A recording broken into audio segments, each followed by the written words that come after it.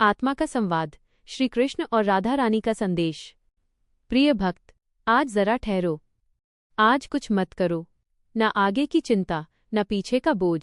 बस इस क्षण में बैठो और अपने भीतर सुनो, क्योंकि बहुत समय बाद तुम्हारी आत्मा कुछ कहना चाहती है।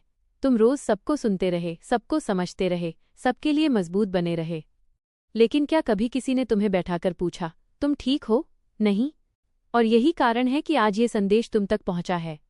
प्रिय भक्त, यह कोई साधारण वीडियो नहीं है, ये कोई यूं ही चलने वाली आवाज नहीं है।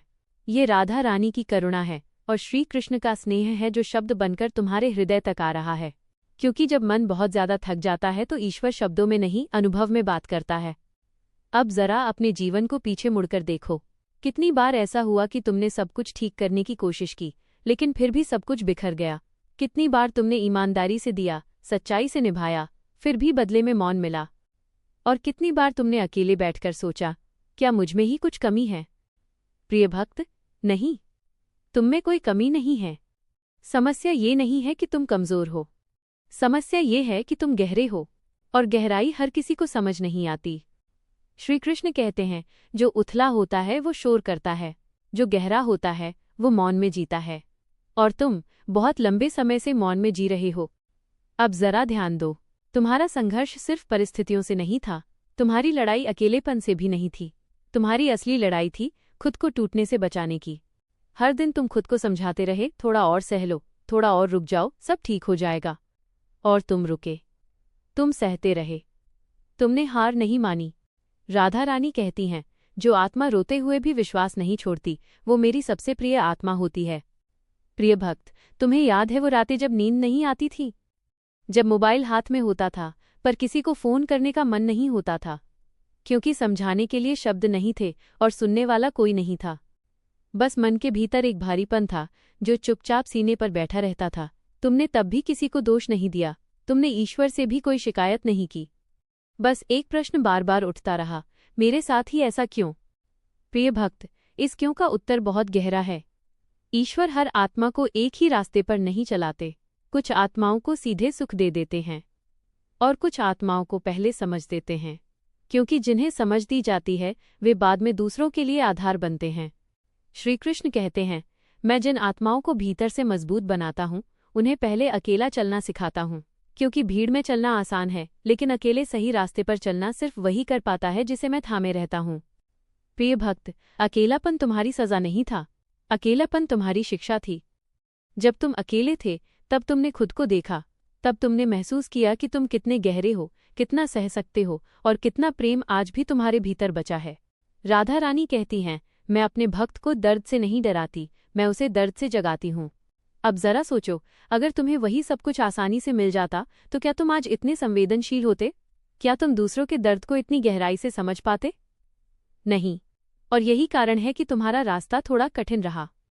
प्रिय भक्त, धैर्य तुम्हारी मजबूरी नहीं थी, धैर्य तुम्हारी पहचान है। हर कोई इंतजार नहीं कर सकता, हर कोई टूटकर फिर शांत नहीं रह सकता, लेकिन तुम रह पाए, और ये साधारण बात नहीं है। श्री कृष्ण कहते हैं, जो प्रतीक्षा करता है वो खाली नहीं बैठता, वो भीतर तैयार होता है। अब मैं तुमसे एक प्रश्न पूछना चाहती हूँ। जब सब कुछ तुम्हारे विरुद्ध चल रहा था तब भी तुम्हारे भीतर एक छोटी सी आवाज थी जो कहती थी, सब ठीक हो जाएगा। बताओ, वो आवाज कहाँ से आई? वो आवाज तुम नहीं थे, वह आवाज मैं था। प्रिय भक्त, जब दुनिया तुम्हें कम आंक रही थी, जब लोग तुम्हारी अच्छाई को तुम्हारी कमजोरी समझ रहे थे, तब भी मैं तुम्हें देख रहा था। मैं देख रहा था कि तुम कैसे हर हाल में अपने संस्कार नहीं छोड़ते।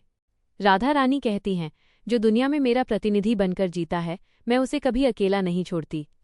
अब धीरे धीरे एक बात समझो, परिवर्तन हमेशा शोर के साथ नहीं आता, अक्सर परिवर्तन शांति बनकर आता है। अगर हाल के दिनों में तुम्हारा मन थोड़ा शांत हुआ है, अगर तुम अकेले रहना पसंद करने लगे हो, अगर तुम्हें भीड़ से दूरी अच्छी लगने लगी है, तो समझ लो, मैं तुम्हें अगले चरण के लिए तैयार कर रहा हूँ। प्रिय भक्त, जो टूट चुका होता है वो दूसरों को तोड़ना नहीं चाहता, और जो बहुत सह चुका होता है वो दूसरों को सुख देना चाहता है। इसीलिए तुम्हारा हृदय आज भी कोमल है। श्री कृष्ण कहते हैं, जिस हृदय में करुणा बची रहती है वही हृदय ईश्वर के सबसे निकट होता है। अब इस क्षण अपने मन में एक बात बैठा लो, तुम्हारा समय व्यर्थ नहीं गया, तुम्हारी प्रतीक्षा खाली नहीं थी। जो कुछ भी तुमने सहा वो तुम्हें कमजोर करने नहीं, गहरा बनाने आया था। राधा रानी कहती हैं, मैं अपने भक्त को धीरे धीरे उठाती हूँ ताकि वो गिरने से डरे नहीं। प्रिय भक्त, अब आगे का मार्ग खुलने वाला है, लेकिन उससे पहले एक अंतिम शिक्षा। जब जीवन तुमसे सब कुछ छीन ले तब भी अपने भीतर की शांति मत खोना, क्योंकि जो शांति दर्द के बाद आती है वही वास्तविक वरदान होती है। प्रिय भक्त, अब जब तुम यहाँ तक आ चुके हो तो एक बात स्वीकार कर लो, तुम अब वही नहीं रहे जो कुछ समय पहले थे। दर्द ने तुम्हें कठोर नहीं बनाया, उसने तुम्हें गंभीर बनाया है। और जो गंभीर हो जाता है वो जीवन को ऊपर ऊपर से नहीं जीता। अब जरा अपने मन में चल रही आवाज़ों को सुनो। कभी एक आवाज़ कहती है सब ठीक हो जाएगा, और कभी दूसरी आवाज़ डरा देती है अगर कुछ ठीक न हुआ तो। यही द्वंद्व तुम्हें थका देता है। प्रिय भक्त, डर का सबसे बड़ा भ्रम यह है कि वह भविष्य से जुड़ा होता है, लेकिन सच्चाई ये है, डर हमेशा बीते हुए अनुभवों से पैदा होता है। जो पहले टूटा है वो फिर टूटने से डरता है, और तुम बहुत बार टूटे हो। श्री कृष्ण कहते हैं, डर भविष्य का नहीं, स्मृति का परिणाम होता है। अब राधा रानी तुमसे बहुत धीरे से कहती हैं, जिसने एक बार मेरा हाथ पकड़ लिया उसे भविष्य से डरने की आवश्यकता नहीं होती। प्रिय भक्त, समर्पण का अर्थ ये नहीं होता कि तुम प्रयास छोड़ दो।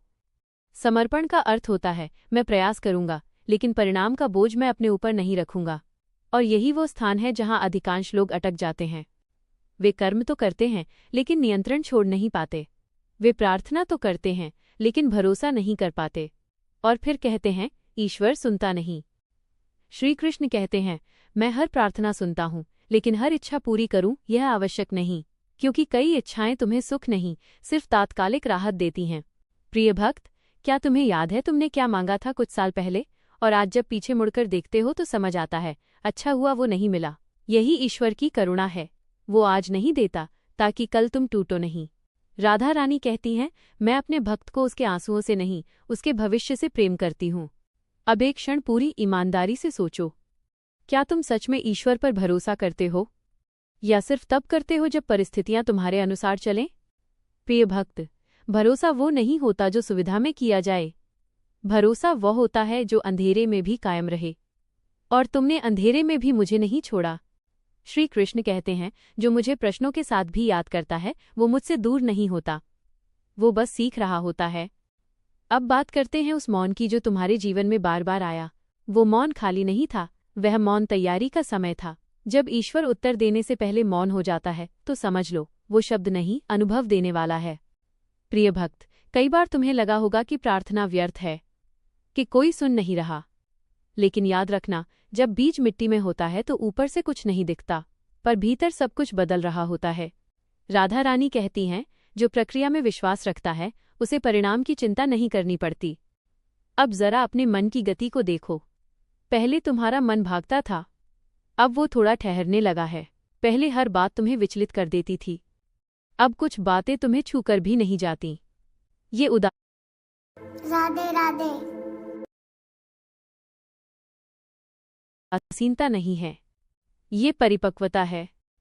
श्री कृष्ण कहते हैं, जब आत्मा परिपक्व होती है तो वो हर युद्ध नहीं लड़ती। प्रिय भक्त, ये समझना बहुत आवश्यक है, हर संघर्ष जीतने के लिए नहीं आता, कुछ संघर्ष हमें बदलने आते हैं। और तुम अब बदल चुके हो।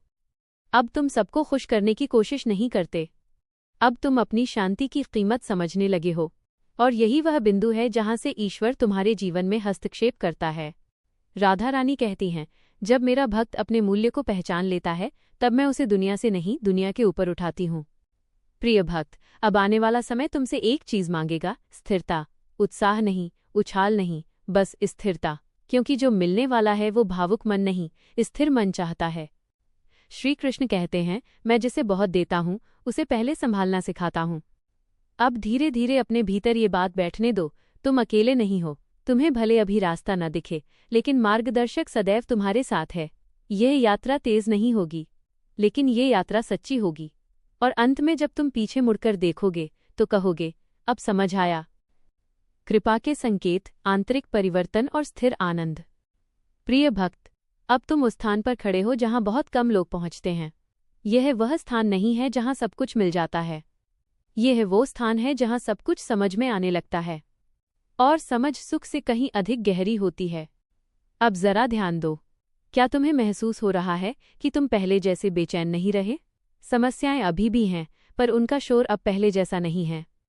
यह पहला संकेत है कि कृपा काम करना शुरू कर चुकी है। राधा रानी कहती हैं, जब मैं किसी भक्त के जीवन में आती हूँ तो पहले उसके भीतर का शोर शांत करती हूँ ताकि वो मेरी आवाज़ सुन सके।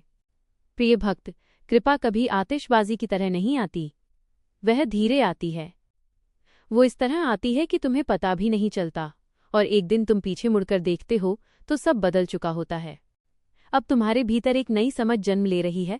हर कोई हमेशा साथ नहीं चलेगा, हर रिश्ता हमेशा गहरा नहीं रहेगा, और यह स्वीकार करना अब तुम्हें दुख नहीं देता।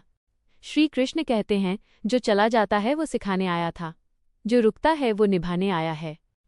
प्रिय भक्त, अब तुम कम बोलने लगे हो, कम समझाने लगे हो, और ज्यादा महसूस करने लगे हो। यही वह अवस्था है जहां आत्मा परिपक्व होती है। अब एक बात समझ लो, ईश्वर तुम्हें भीड़ के लिए नहीं बना रहा, ईश्वर तुम्हें प्रकाश के लिए बना रहा है, और प्रकाश शोर नहीं करता। राधा रानी कहती हैं, जिसे मैं चुनती हूँ उसे दुनिया नहीं दिशा दी जाती है। प्रिय भक्त, अब तुम्हारे जीवन में कुछ लोग धीरे धीरे दूर होंगे, कुछ परिस्थितियां अपने आप समाप्त होंगी, और तुम उन्हें रोकने की कोशिश नहीं करोगे, क्योंकि अब तुम्हें पता है जो जा रहा है वो बोझ था। श्री कृष्ण कहते हैं, जो हल्का होता है वही ऊपर उठता है। अब आने वाला समय तुम्हें सिखाएगा शांत रहकर कैसे जीतते हैं, बिना प्रतिक्रिया दिए कैसे आगे बढ़ते हैं, बिना बदला लिए कैसे मुक्त होते हैं। प्रिय भक्त, ये अवस्था कमजोरी नहीं है, ये महारत है, ये आत्मनियंत्रण है। अब तुम्हें हर प्रश्न का उत्तर नहीं चाहिए, अब तुम्हें हर बात सही साबित नहीं करनी, अब तुम्हें बस शांति चाहिए, और ये शांति बहुत मूल्यवान है। राधा रानी कहती हैं, जिसे शांति मिल जाए उसे संसार हिला नहीं सकता। प्रिय भक्त, अब धीरे धीरे तुम्हारे जीवन में छोटी छोटी खुशियां लौटेंगी। बिना कारण मुस्कान, बिना वजह संतोष, बिना डर भविष्य। यही असली कृपा है। श्री कृष्ण कहते हैं, मैं जब देता हूं तो इतना देता हूं कि लेने की इच्छा समाप्त हो जाए। अब इस यात्रा के अंत में एक बात अपने हृदय में स्थिर कर लो, तुम देर से पहुंचे हो पर गलत जगह नहीं, तुम टूटे हो पर व्यर्थ नहीं, तुम रुके हो पर भूले नहीं। राधा रानी तुम्हारे साथ हैं, हर श्वास में, हर मौन में, हर विश्वास में। अब जब ये संदेश समाप्त होने लगे तो मन में बस इतना कहना, मैं सुरक्षित हूँ, मैं थामा गया हूँ, मुझे अब भय नहीं। और यहीं ये दिव्य यात्रा पूरी होती है। राधे राधे, जय श्री कृष्ण।